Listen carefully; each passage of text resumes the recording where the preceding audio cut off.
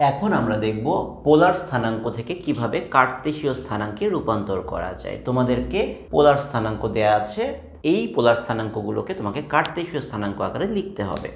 খুবই সোজা, x equal to r cos theta, আর এর ভ্যালুটা এখানে 2, থেটার ভ্যালুটা π/4।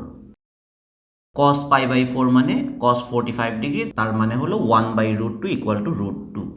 আর y ইকুয়ালস টু আমরা লিখব আর সাইন থেটা, আর এর মানটা 2, sine theta that means sine π/4, sine π/4 অর্থাৎ সাইন 45 ডিগ্রি, যার মান হলো 1/√2। অর্থাৎ 2, π/4 একে যদি আমি পোলার স্থানাঙ্ক থেকে কার্তেশীয় স্থানাঙ্কে স্থানান্তর করি তাহলে আমরা স্থানাঙ্ক হিসেবে পাবো √2, √2।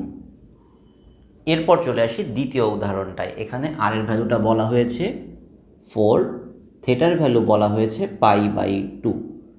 তাহলে x equal to r cos theta, 4 cos π/2, cos π/2 অর্থাৎ cos 90 ডিগ্রি এর ভ্যালু হলো 0 ইকুয়ালস টু 0। আর y equal to r sine theta, আর এর ভ্যালু দেওয়া আছে 4, সাইন থেটার ভ্যালুটা হলো π/2 অর্থাৎ সাইন 90 ডিগ্রি, যার ভ্যালু হলো 1। তার মানে হলো 4 × 1 দ্যাট মিনস 4। সুতরাং আমি যদি 4, π/2 একে কার্তেশীয় স্থানাঙ্ক আকারে লিখি তাহলে এটাকে লেখা যায় 4, 0। থার্ড এক্সাম্পল, তোমাকে এবার দেয়া আছে 3, 150 ডিগ্রি, আর এর ভ্যালুটা 3 আর থেটার ভ্যালুটা হলো 150 degree. x equal to r cos theta, 3 cos 150 degree.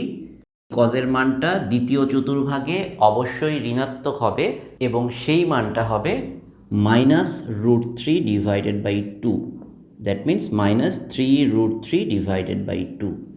R y এর মানটা হলো r sine theta, 3 × sine 150 degree. Sine 150 ক্যালকুলেটরে ক্যালকুলেট করতে পারো, হাফ ইকুয়াল টু 3/2।